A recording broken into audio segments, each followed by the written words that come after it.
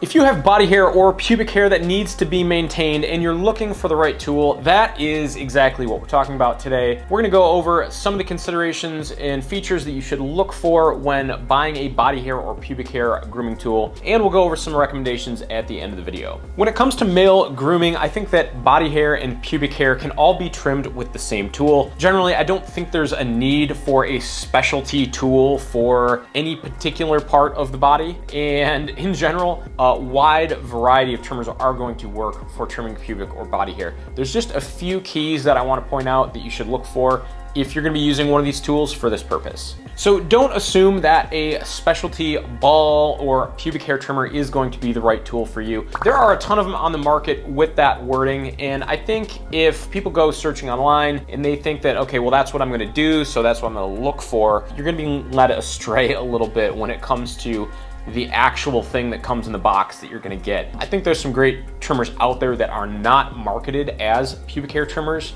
that are probably gonna do a better job than some of the other ones that are specifically called ball or pubic hair trimmers. Okay, so what features should you look for when purchasing a ball or pubic hair trimmer? Ceramic blades are fantastic. I would always look for a trimmer with a large toothed ceramic blade. There are other trimmers that have really nice, sharp stainless steel blades, and those are usually ground into shape. There's other categories of blades too, where they are more like stamped stainless blades, and then also really fine tooth specialty trimmer blades that I would not recommend at all for ball or pubic hair trimming. So a good pubic or ball hair trimmer should also have either an adjustable blade or a very short range of guards, really hitting in that key area of kind of 1 to 4 millimeters with a couple adjustments in that range. The reason this is important is because with a lot of body or pubic hair trimming, you don't necessarily want to use the trimmer at its lowest setting. For the vast majority of trimmers on the market, without a guard, they're going to cut kind of in between that 0.5 millimeter and 1 millimeter range. And for some people, for body and pubic hair trimming, that's fine. For a lot of other people, you're going to get irritation and ingrown hairs. And it also adds a little bit of safety when you are trimming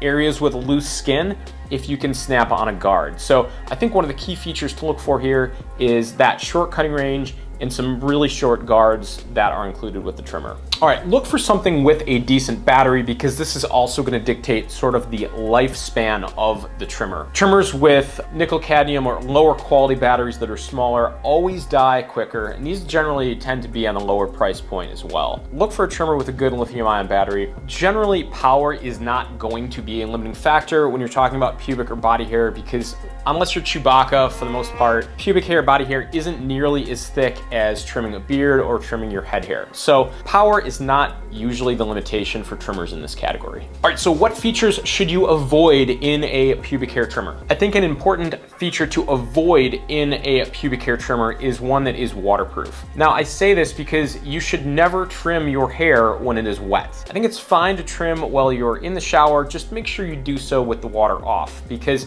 if you're trimming wet hair, you're gonna have to apply a lot more pressure, which can be dangerous in certain situations. And you're also removing all of the lubricant from the blade. There's really no need to ever trim wet hair. And I think this is a good feature to avoid because it really limits the size of the battery and the motor inside of that trimmer to have that sort of waterproof inner shell around everything. So I would put that on the list of things to avoid. Also, definitely avoid very short cutting blades. So I do love trimmers like the One Blade. However, this is just not set up to be a body hair or pubic hair trimmer. It's just cutting a little bit too short for comfort for most people. For that reason, I wouldn't recommend trimmers with very short cutting blades. Trimmers with guards that start out just in kind of that 3 or 4 millimeter and higher range. So if a trimmer only has like a 4 millimeter or 6 millimeter guard for the lowest or smallest guard size, I would not recommend that to be a pubic or body hair trimmer. You're just missing too much of that key short range to be really useful for this category. So avoid trimmers that don't have that short range of guards. One question that is absolutely worth asking is, do you need a specific tool for trimming pubic and body hair? I think this is an important consideration because some people feel very strongly about not using the same trimmer on their face as they do their pubic region. Other people don't care at all. We did a survey and found that about 40% of guys did not want to use that same trimmer on the pubic hair and face. Totally understand it. There is no medical reason on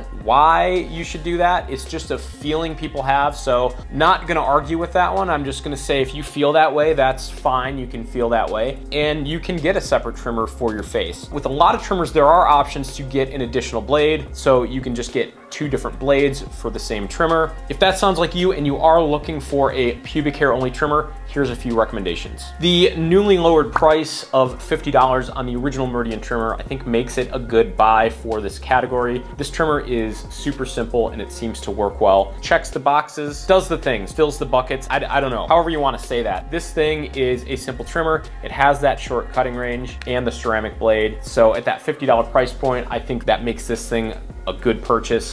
Would avoid their upgraded trimmer.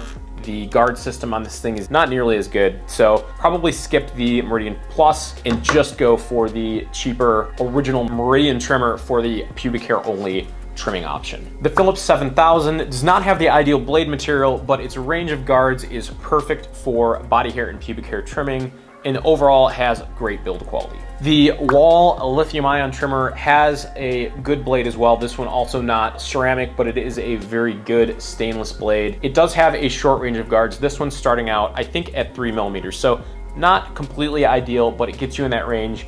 Also has a very good build quality and overall a good trimmer for anything on the shorter side. If you really need a less expensive trimmer, I would recommend the Braun 3 Series all-in-one. I think it's about $40. Definitely not my top pick, but it is one of the less expensive trimmers. So if that's important to you, I think that Braun will get the job done. And lastly, for pubic hair only trimming, I would not recommend the Brio Beardscape. This is probably just a lot more trimmer than you need for just the pubic trimming task. It'd be kind of like owning a Ferrari, but then only driving it to church on Sunday. So if you're like 60% of people who don't have a problem using the same trimmer on your pubic hair as you do your body hair, then I would recommend the Brio Beardscape, as it does have that ceramic blade.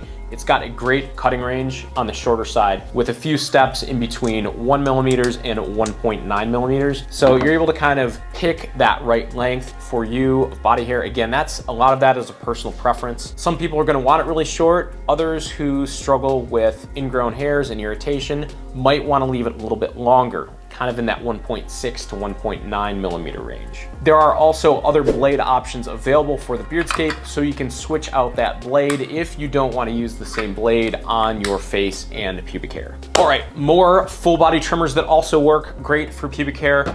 On my list is the Beard Club PT45. This thing also has a great ceramic blade. It has a similar low end adjustment range, just like the Beardscape. The guards on this one start at 3mm, so it's kind of missing a little bit on the lower end, but for a full body trimmer, this is a good option. If you're okay with adjustable guards, I would recommend the Philips 9000. A lot of the trimmers that have adjustable guards do have the problem of being way too flimsy and flexible to give you a good trim. Philips has solved that problem with the 9000, making that thing super rigid and a great amount of control on the low end. So the Philips 9000 should be a good trimmer overall for both facial hair and body hair, given that it does have a pretty good range on the low end. I've tested a lot of trimmers with adjustable guards. Most of them are very, very crappy.